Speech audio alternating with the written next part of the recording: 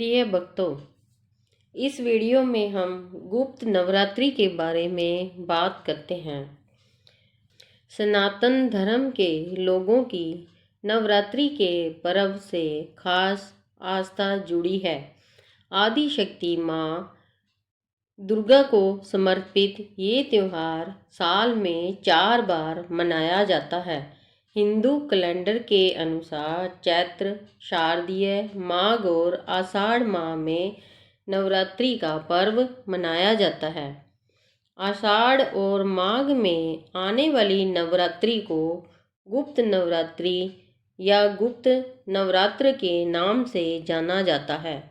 गुप्त नवरात्र माँ दुर्गा की पूजा के लिए बहुत ही पावन समय माना जाता है।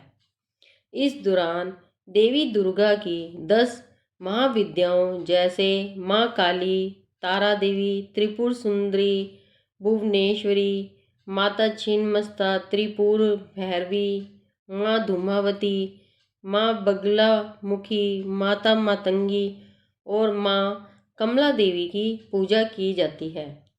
गुप्त नवरात्रि में पूजा और आराधना आध्यात्मिक ऊर्जा प्राप्त करने के उद्देश्य से की जाती है। वैसे तो गुप्त नवरात्रि आम लोगों के लिए नहीं होती, लेकिन कोई भी व्यक्ति चाहे वह गृहस्थी हो या ना हो, अपनी आध्यात्मिक ऊर्जा जागृत करने के लिए गुप्त नवरात्रि के दौरान साधना कर सकता है। यह साधना रात के समय ध्यान और जप करके की जा सकती है।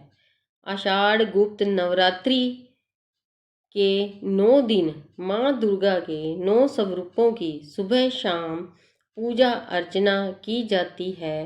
साथ ही उपवास रखना भी शुभ माना जाता है।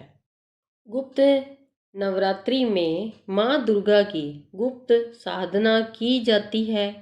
मान्यता है कि गुप्त नवरात्रि में की गई साधना का अतिशीघ्र फल मिलता है और मनवांछित फल और सुख सौभाग्य की प्राप्ति होती है।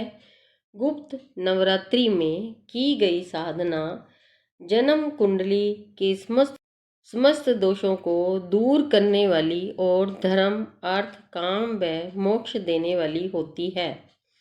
गुप्त नवरात्रि में 10 महाविद्याओं की पूजा करने से मनुष्य को विशेष सिद्धियां प्राप्त होती है और जीवन में सभी परेशानियों से छुटकारा मिलता है। आषाढ़ गुप्त नवरात्रि की पूजा की विधि। सुबह जल्दी उठकर स्नान आदि कार्य करने के बाद शुद्ध कपड़े धारण करें।